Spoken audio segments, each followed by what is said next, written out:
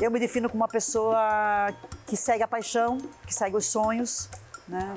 E acho que quando você segue a paixão, segue o sonho, tudo é possível. E eu acredito que se você ama o que você faz, você consegue fazer de tudo.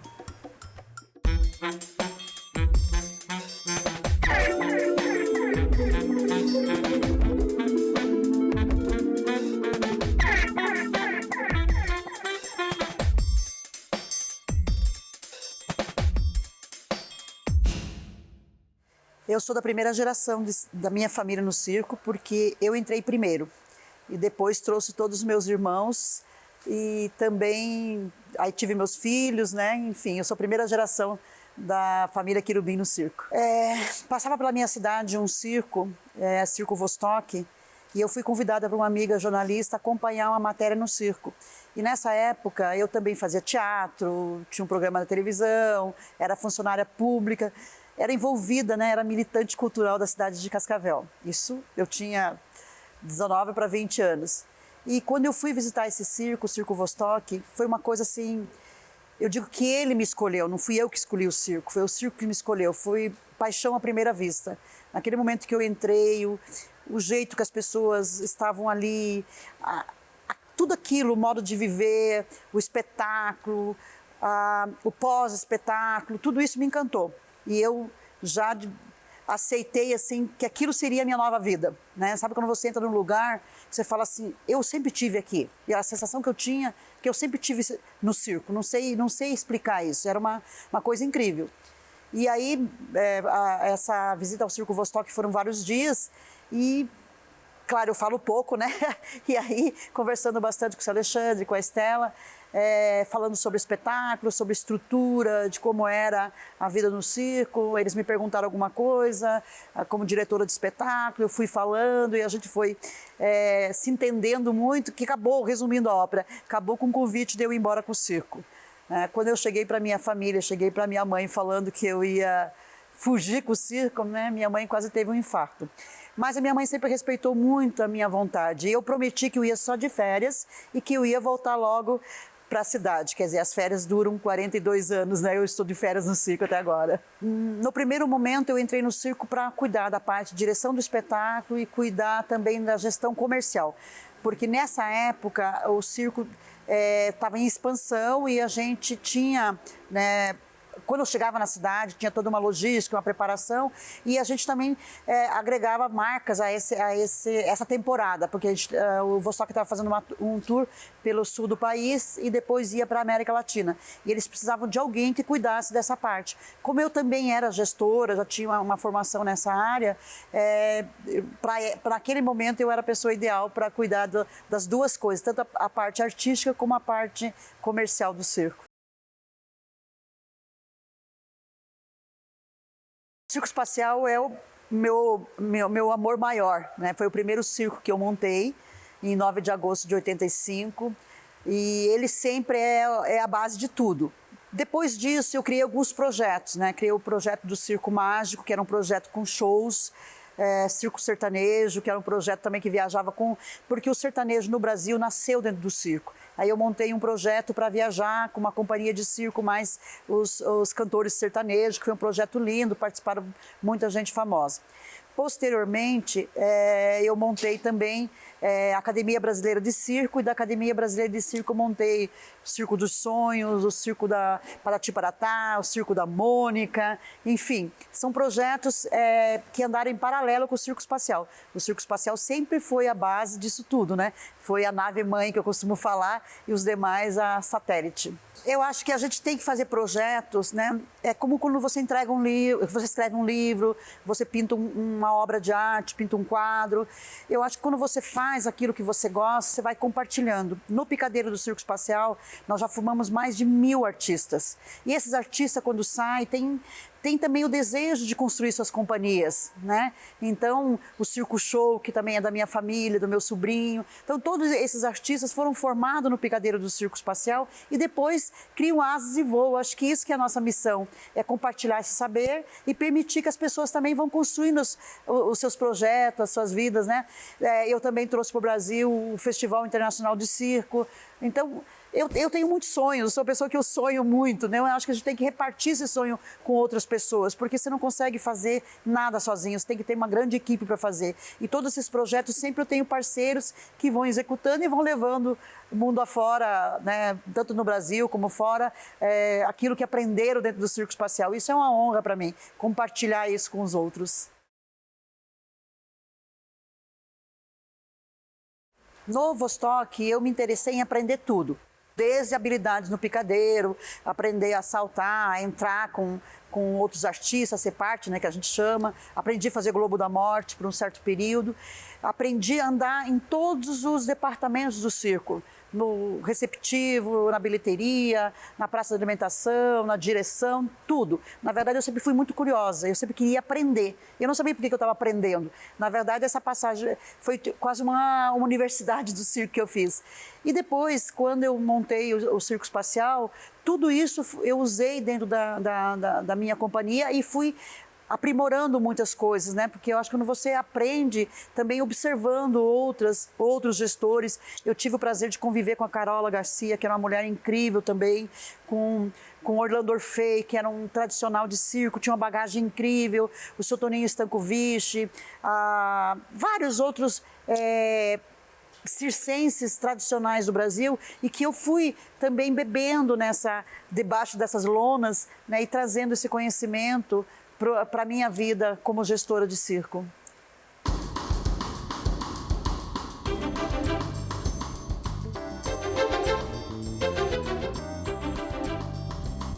E a gestora de um circo, ela trabalha com todos os departamentos, né? Ela tem que coordenar todos esses departamentos, ela tem que cuidar, né, tanto da logística como a performance artística, a performance de equipamentos. Nós temos assim, só para entender, você tem o gestor, debaixo desse gestor você tem vários diretores, né? Depois você tem várias pessoas, técnicos que estão debaixo dessa, como se fosse uma grade. Então às vezes você tem que trabalhar com 100 pessoas. Você tem que pensar pensar num strass que vai usar numa roupa, num figurino, no desenho desse figurino, como você tem que pensar no parafuso que você tem que trocar da cúpula, você tem que pensar no pneu do caminhão que você tem que trocar, você tem que lembrar se tem diesel, conversar com o técnico, ver se tem diesel no gerador, né? Você tem que pensar em tudo, né? E ter as pessoas de sua confiança que vão comandar cada área para que o espetáculo não pare.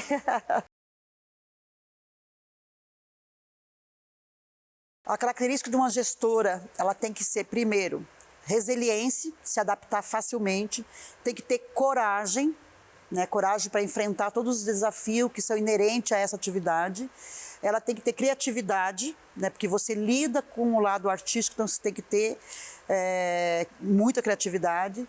Você tem que ter uma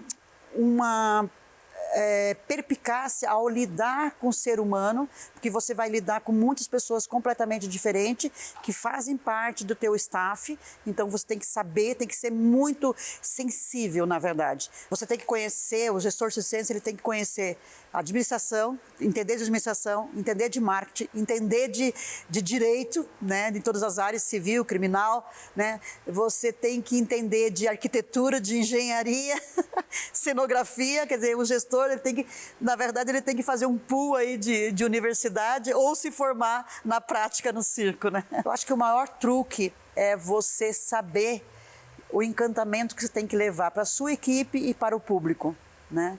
Eu acho que o grande truque é você conseguir fazer aparecer diante do público o resultado daquele trabalho, daquele talento que a sua equipe tem. Então, acho que esse é o grande truque do gestor.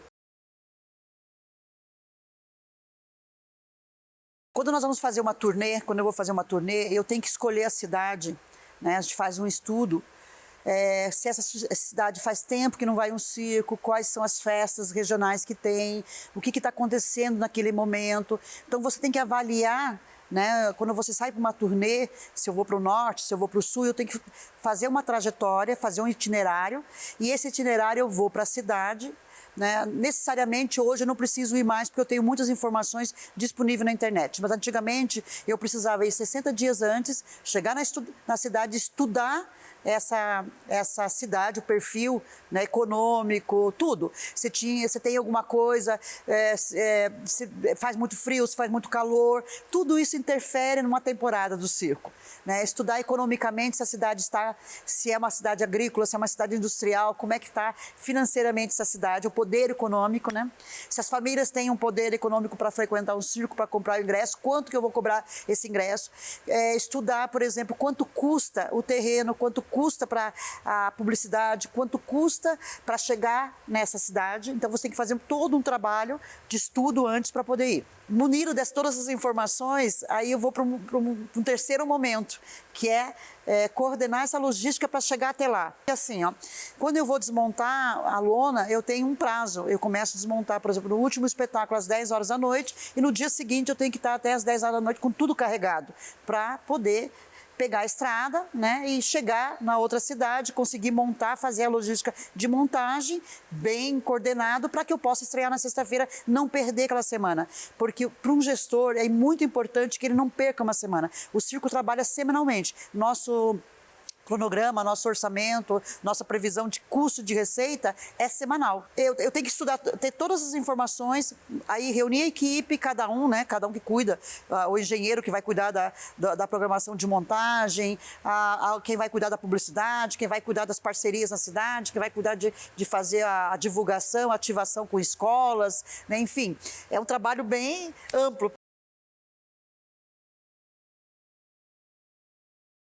Quando nós estamos com a unidade completa, são 4 carretas na frente, carretas grandes, né? Porque a gente faz tipo um receptivo, que o público chega, vê todas as carretas montadas, aí tem a bilheteria, tem os 2 acessos, que são os 2 foguetes, seguindo um pouco mais dentro desse mapa, né? Olhando de cima. Aí você tem o banheiro, masculino e feminino, aí no camarim onde os artistas se trocam, né? As bailarinas, as artistas, e nós temos o guarda-roupa que guarda essas peças, e nós temos a estrutura de bar, né, na praça de alimentação, que nós temos todas aquelas comidinhas gostosas que o público gosta. Organizar vários trailers, várias famílias para viver em comunidade não é fácil, porque você tem que respeitar as diferenças. Tem gente que dorme mais cedo, tem gente que dorme mais tarde, tem gente que gosta de música alta, tem gente que não gosta de barulho, né? Tem gente que tem criança pequena, tem famílias que né, são mais idosos. Então eu procuro sempre, como gestora, colocar os vizinhos que têm afinidades, né? Os jovens, uma vila mais para os jovens, e quem já tem uma estrutura familiar mais tranquila, separado. E a estrutura da Vila do Circo, ela é composta como qualquer cidade.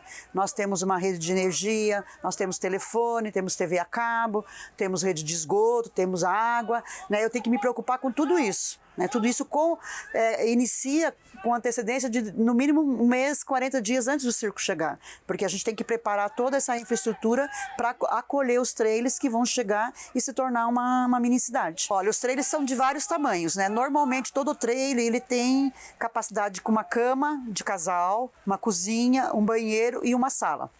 Os menores. Os maiores, né, os quinta-rodas e outros trailers mais, carretas, né? Tem carretas maravilhosas que você abre dos 2 lados, então você fica em um mini apartamento, fica com 70 metros quadrados. O meu trailer, no caso, que é um quinta-roda, ele tem o quarto das crianças, que é em cima do engate, onde engata a caminhonete, né? Que é uma caminhonete que puxa. Aí eu tenho uma sala que ela também é um dormitório, mas normalmente é uma sala de jantar. Aí tem a cozinha. Tem o mini closet, e temos o banheiro e o quarto de casal, né? Então eu acho assim que eu tenho uma casa grande e moro no trailer. Eu adoro morar no trailer. Eu acho que o trailer é muito prático, você tem tudo ali muito próximo, né? Então é uma questão de costume, né? Tenho minha varanda que eu monto em qualquer lugar, posso apreciar várias paisagens, né?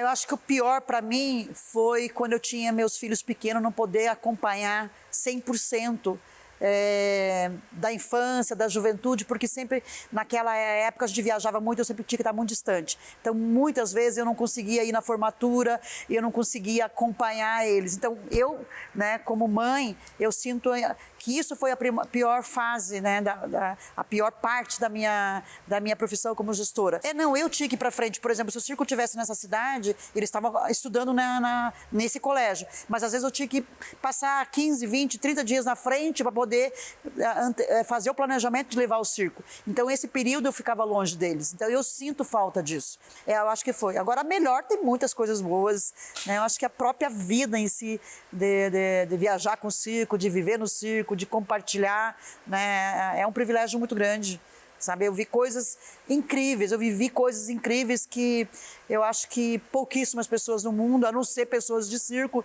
puderam, né, viver isso. Então, eu acho que eu sou uma pessoa privilegiada.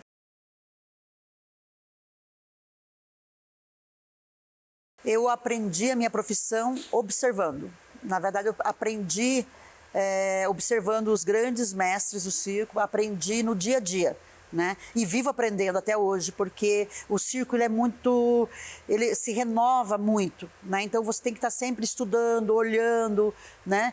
Claro que eu já vim com uma formação, eu fiz 8 períodos de engenharia, né? Eu tenho uma formação também na área artística, como diretora, como produtora. Então, eu fui somando esse conhecimento, mas eu aprendi mesmo na prática. As escolas de circo ensinam muita coisa, que é a formação do artista, mas elas não conseguem ensinar, talvez, essa rotina que o circo tem. Essa vivência do montar, desmontar, de hoje estar aqui, amanhã acolá. O circo é muito dentro da oralidade. Então, os mestres vão passando, né?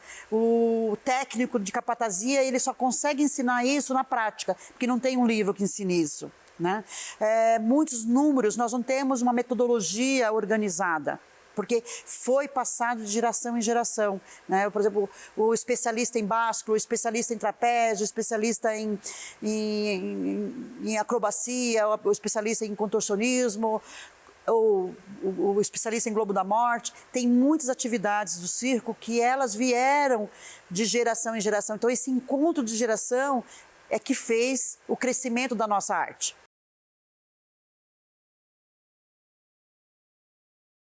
Dentro do espetáculo foi a tecnologia, né? Porque hoje você tem muitos recursos, né, de tecnologia que você pode usar. Os computadores, antigamente você tinha o gravador de rolo para... Hoje você toca tudo no computador, né? Você faz toda uma programação, tanto do mapa de iluminação, como da programação da sonoplastia ou da trilha sonora. Quer dizer, hoje você tem os computadores que facilitam e atrapalham também, porque muitas vezes dá algum problema se você não tem um backup ali na hora, se não tem outro computador, você tem que parar o espetáculo, né? Então, acho que a tecnologia veio ajudar, né, com painéis de LED, com um monte de coisa. Quer dizer, hoje você pode fazer projeção, você pode trabalhar com vários recursos, né? E também eu vejo que a tecnologia ajudou bastante também o circo pro lado da internet, que hoje você tem uma facilidade de falar com o público, né, mundial, né? Você não fala só com o teu público naquela cidade que você está.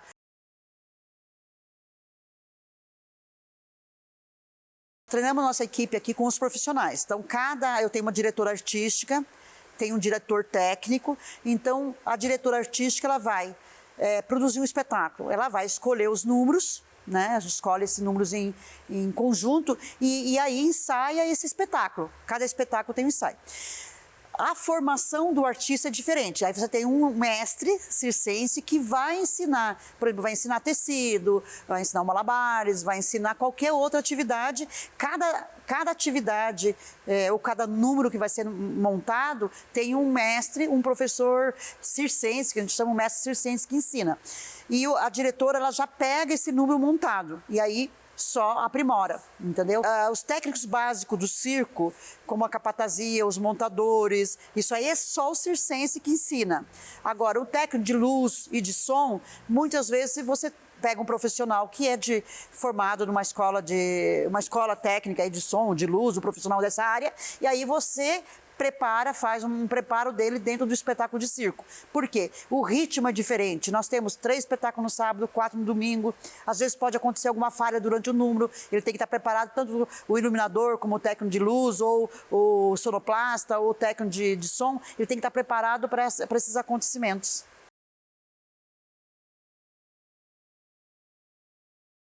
Eu viajei o Brasil inteiro, né? São raríssimas cidades que eu não conheço, conheço todos os estados, conheço a América Latina praticamente toda, conheço os Estados Unidos, conheço a Europa, né? Eu acho que a vantagem de ser de circo é isso, é você poder viajar e conhecer várias culturas, gastronomia, né, pessoas, né, conhecer pessoas é você interagir muito e conhecer, né, e aprender, né, a gente aprende muito mais viajando que nos próprios livros, né, então eu digo que culturalmente você tem uma troca grande, que você conhece a gastronomia do país, você conhece a dança do país, você conhece a música do país, você conhece a geografia desse país, o clima, né, então é um privilégio muito grande.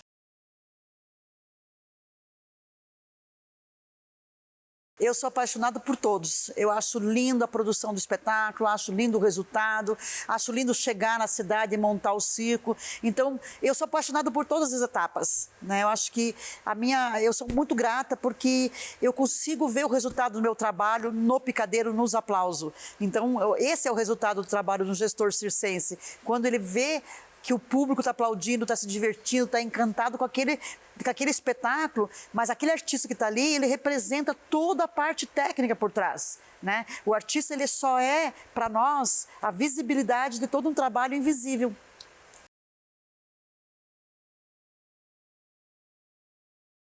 Várias, tem várias estrelas.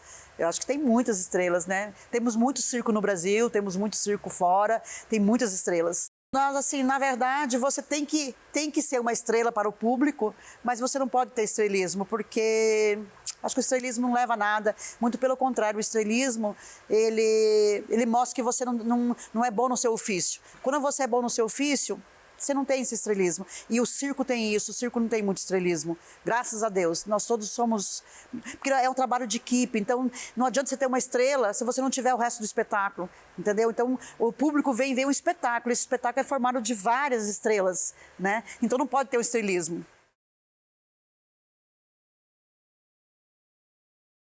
A minha relação com o público é uma relação de respeito, né? O público é que comanda o circo. Na verdade, eu dependo desse público para toda a nossa engrenagem funcionar. Então, eu sempre observo, vejo se tem reclamação, se não tem, o que está gostando, o que não está gostando, né? É uma relação de respeito. Eu acho que eu tenho que entender o que o público quer, né? A nível de entretenimento, a nível de cultura, a nível de espetáculo, para poder oferecer para ele. E quando você faz um espetáculo de família, né? Você não vai trabalhar só para a criança, não vai trabalhar só para o pai, ou só para a mãe, ou só para o avô. Então você tem que entender isso e fazer um espetáculo que consiga preencher essa expectativa.